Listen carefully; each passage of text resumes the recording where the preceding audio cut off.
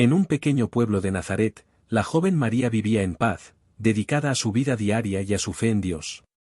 Un día, todo cambió cuando el arcángel Gabriel se le apareció con un mensaje que transformaría su vida y el destino de la humanidad. Salve, María.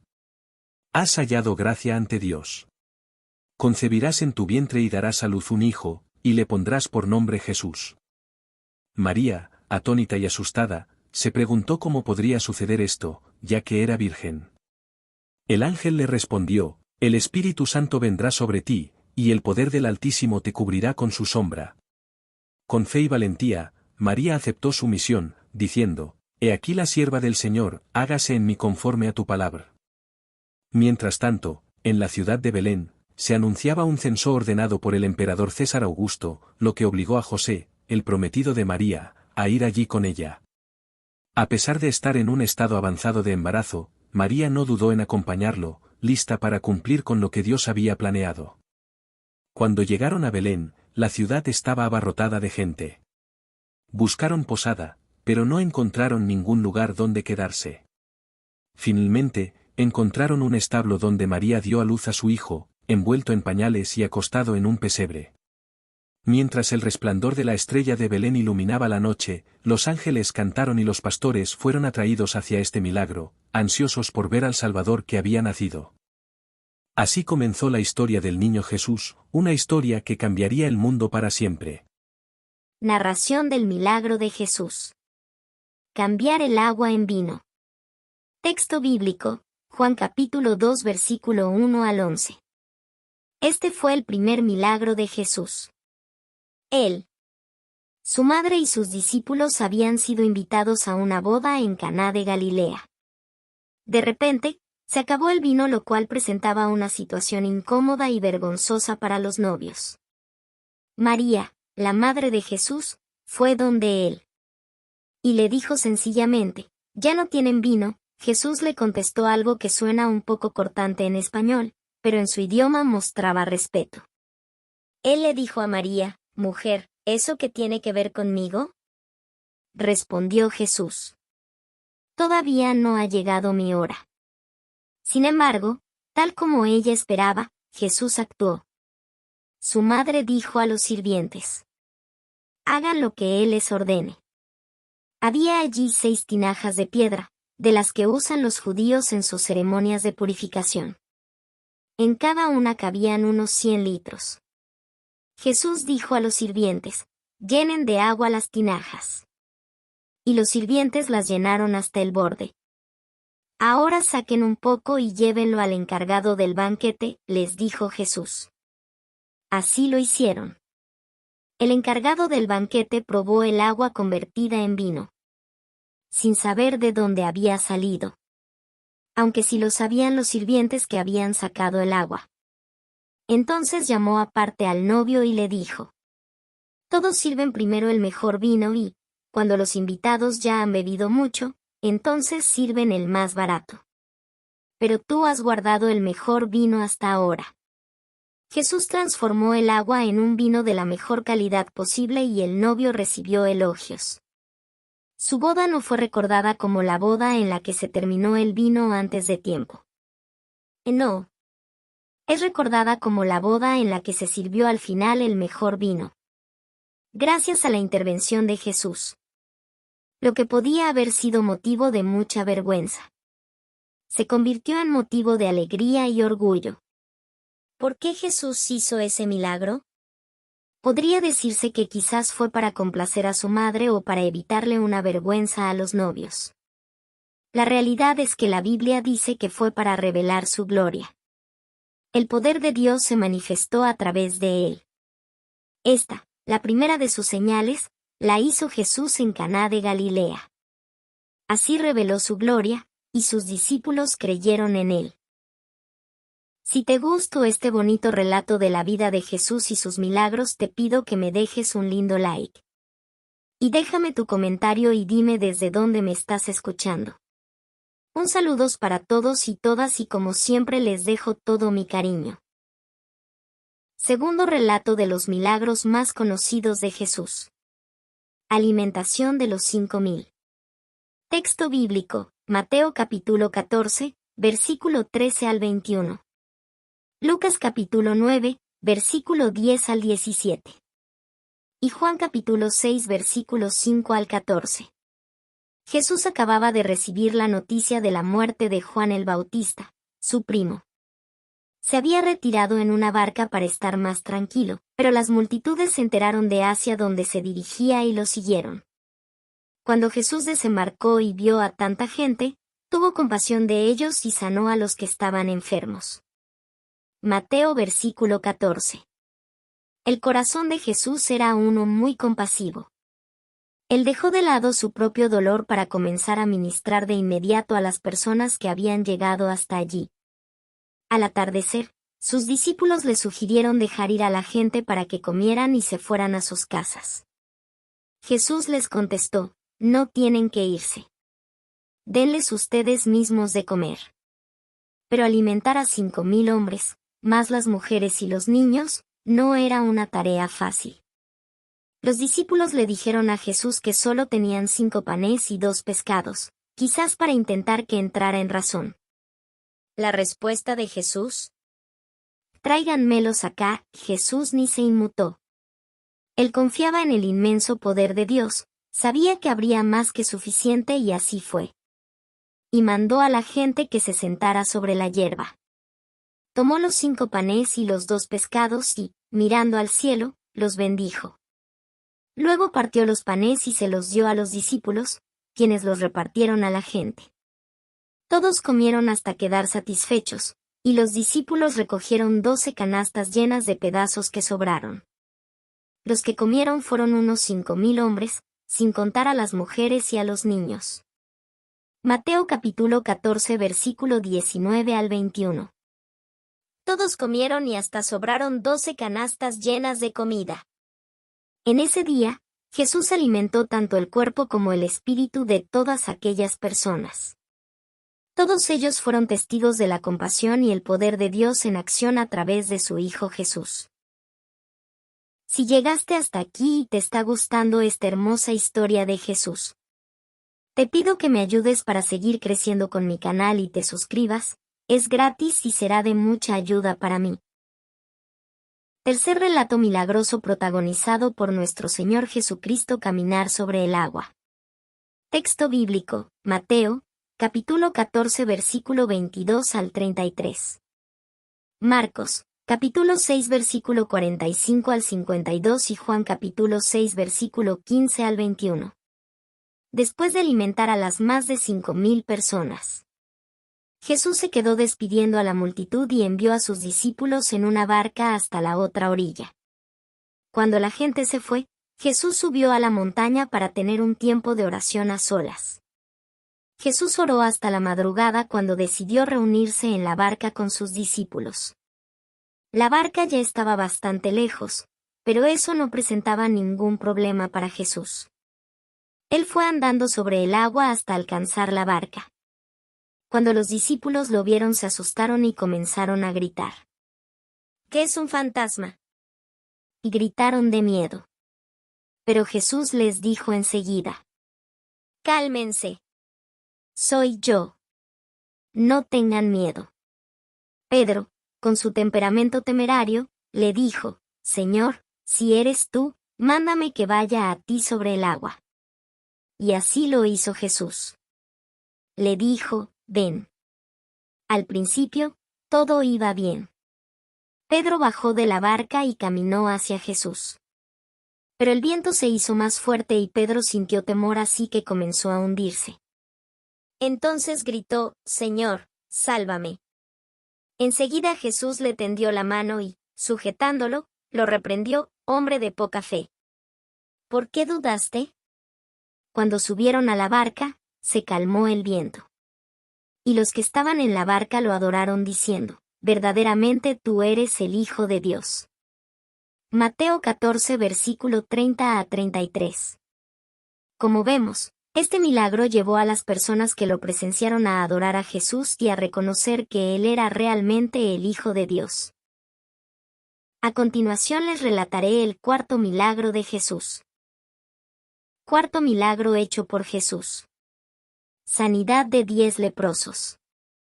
Texto bíblico, Lucas capítulo 17 versículo 11 al 19. Jesús se dirigía a Jerusalén, pasando por Samaria y Galilea. Por el camino le salieron al encuentro 10 leprosos.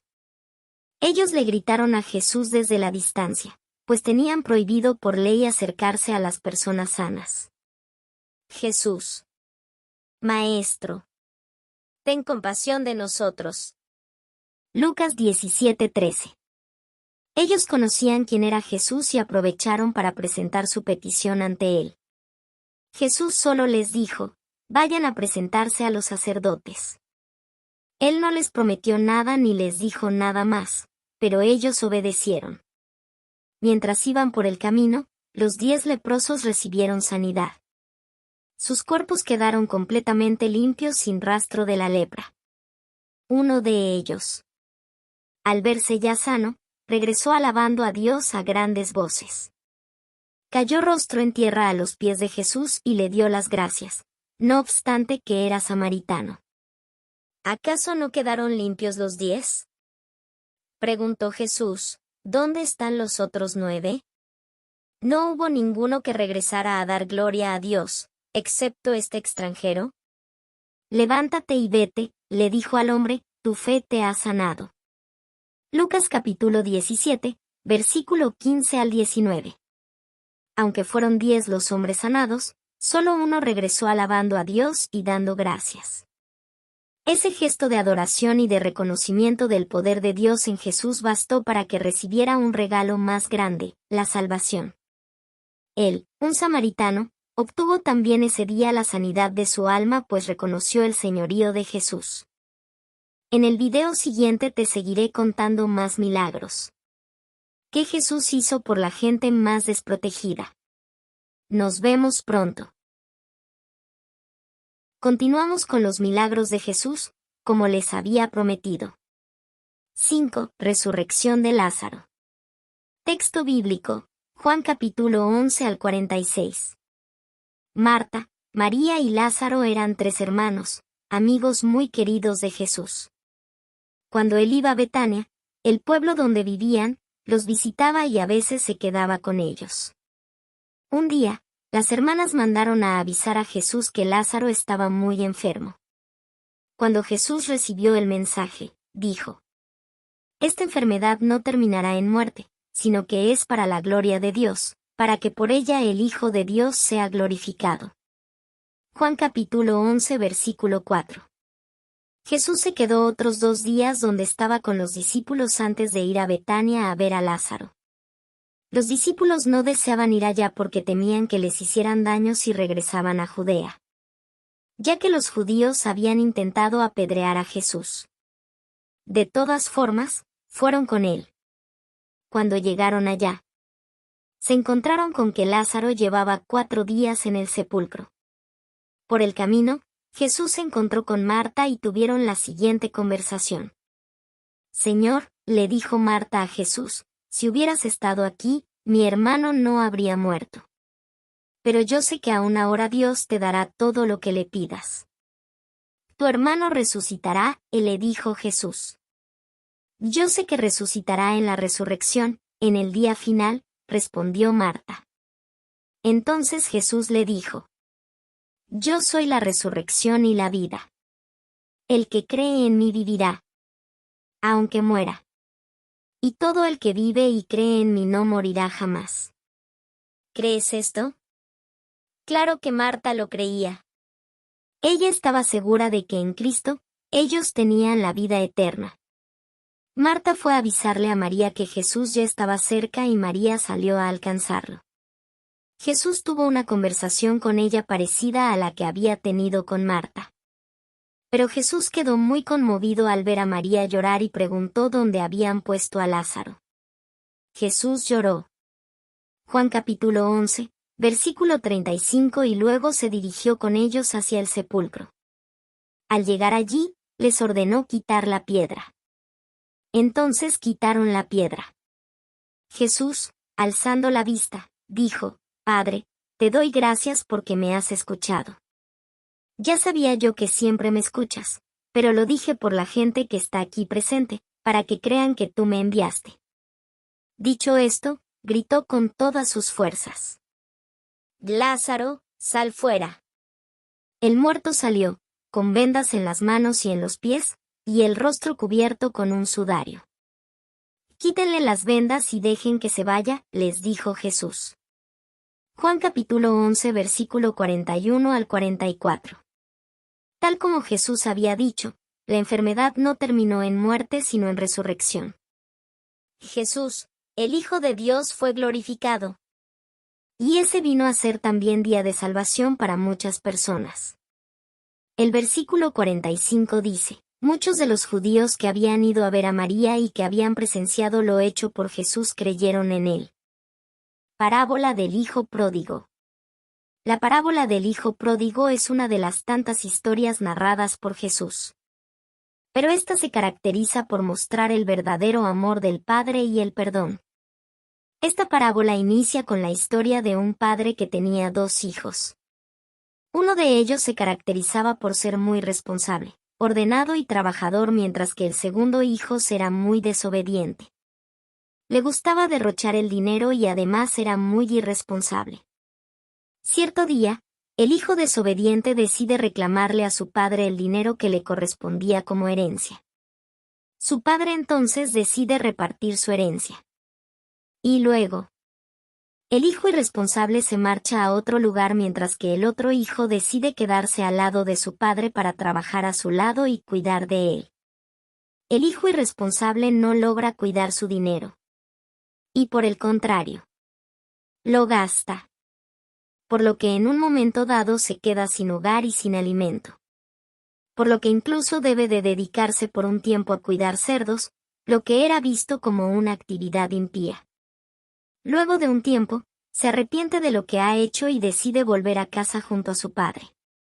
Al llegar, su padre lo esperaba con un gran banquete, una fiesta y su abrazo. Esta situación provoca que el hijo obediente se enfade y le reclame a su padre. Yo he seguido a tu lado, obediente y amoroso, y nunca has festejado para mí.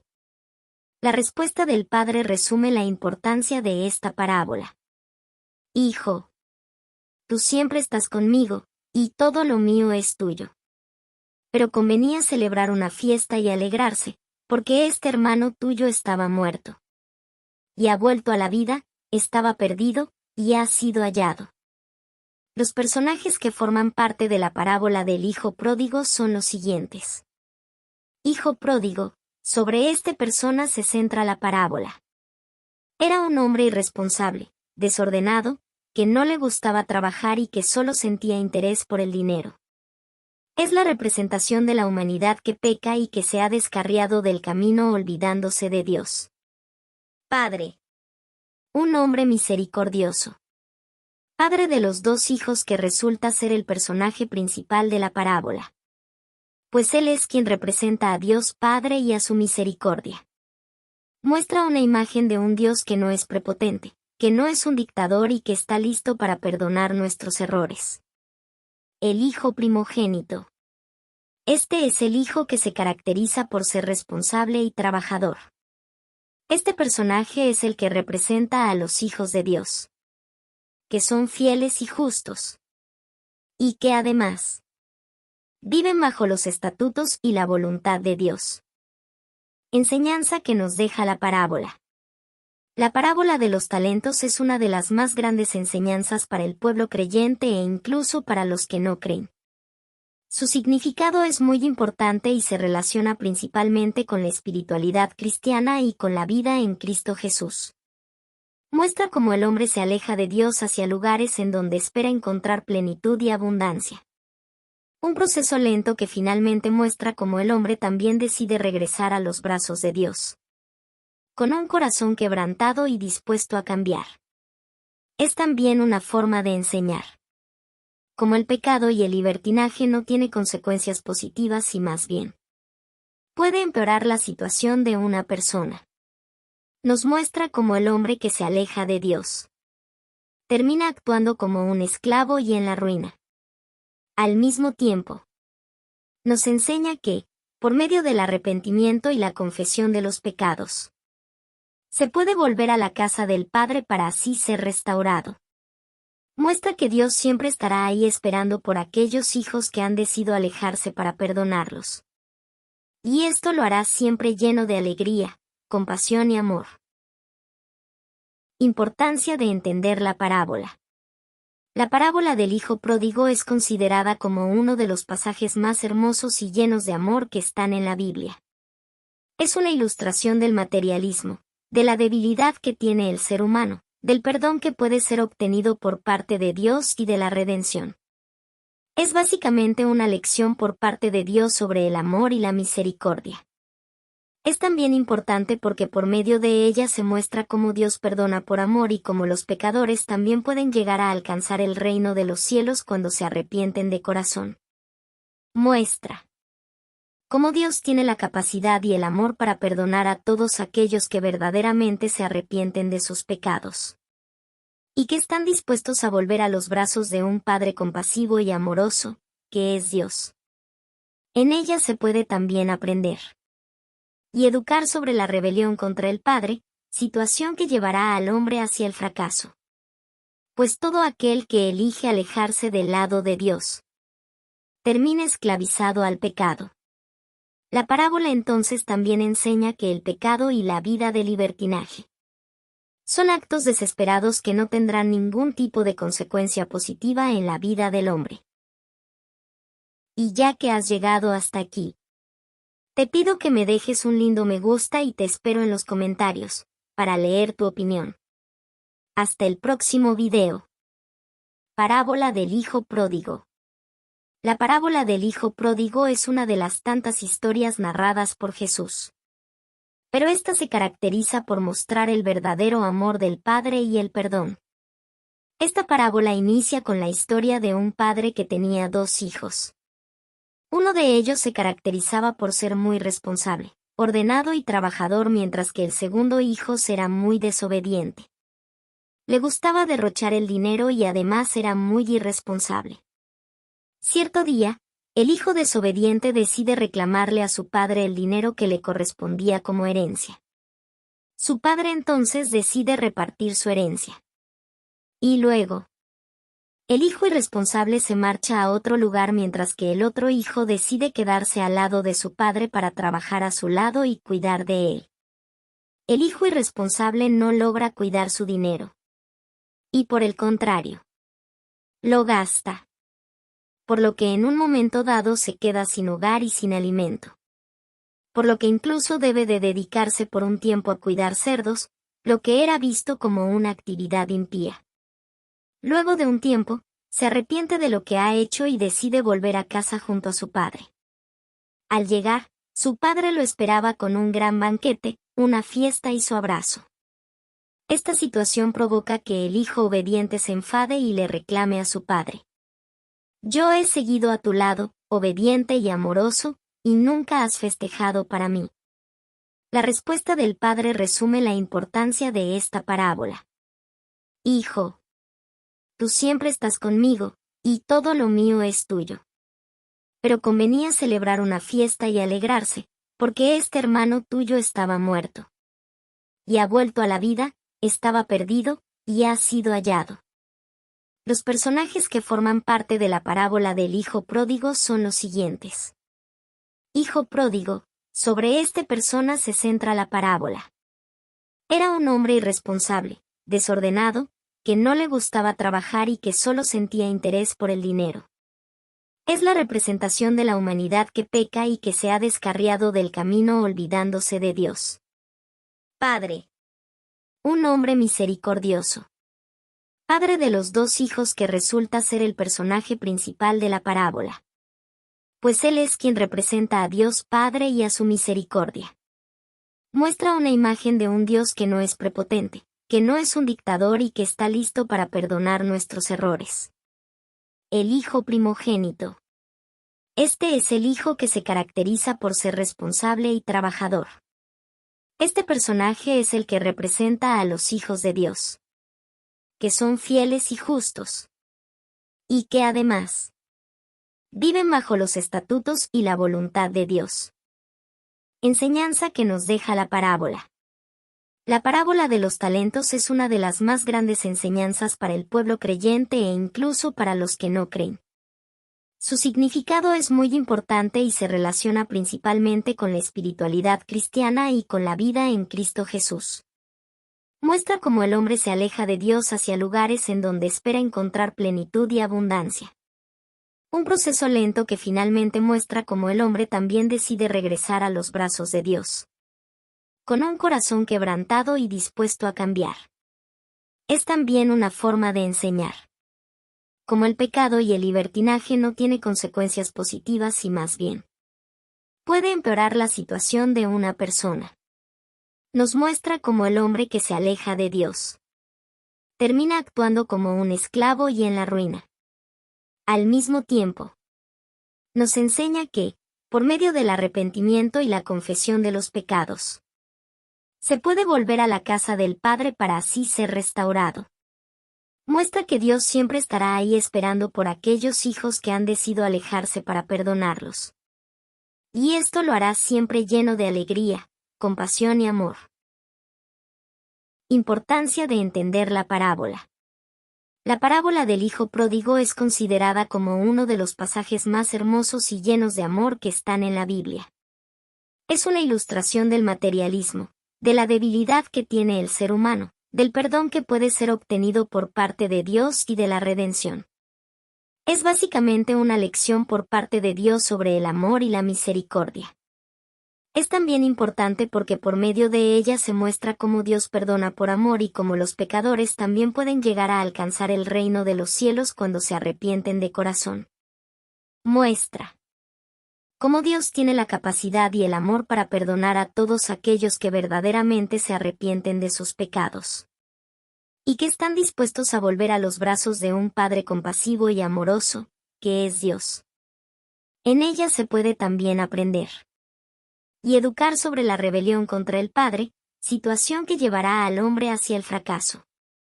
Pues todo aquel que elige alejarse del lado de Dios termina esclavizado al pecado.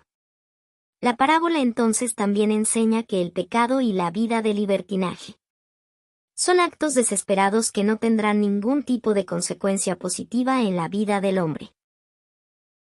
Y ya que has llegado hasta aquí, te pido que me dejes un lindo me gusta y te espero en los comentarios, para leer tu opinión. Hasta el próximo video. Pablo dijo. Gálatas capítulo 1 al 10. Yo no ando buscando que la gente apruebe lo que digo.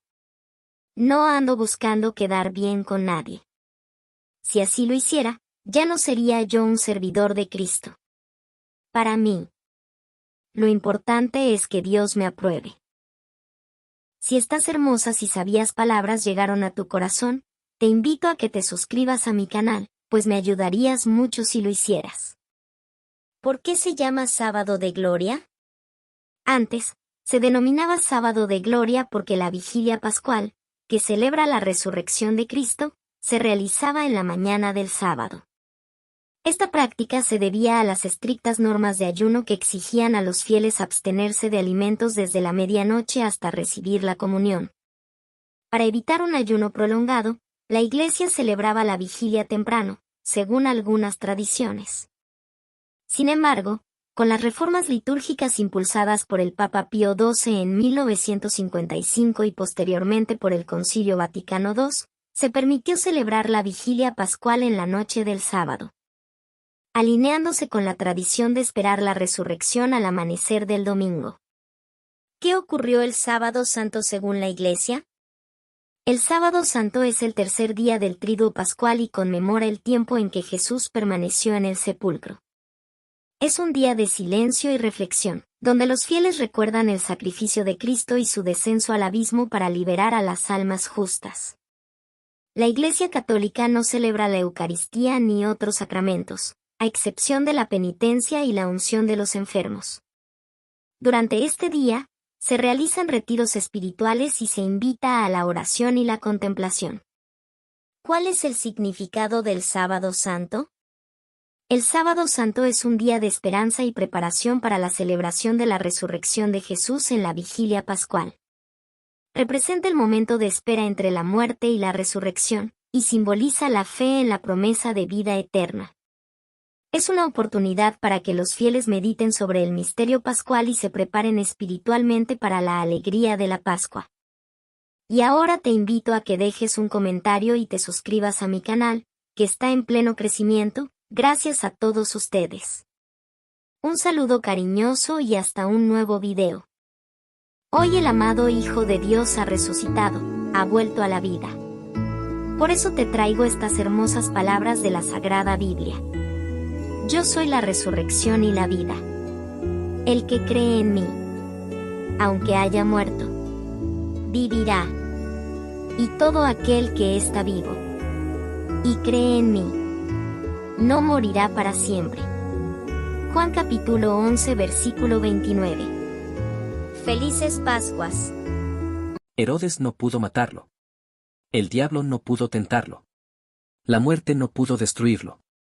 La tumba no pudo retenerlo. Este es Jesús, nuestro Salvador.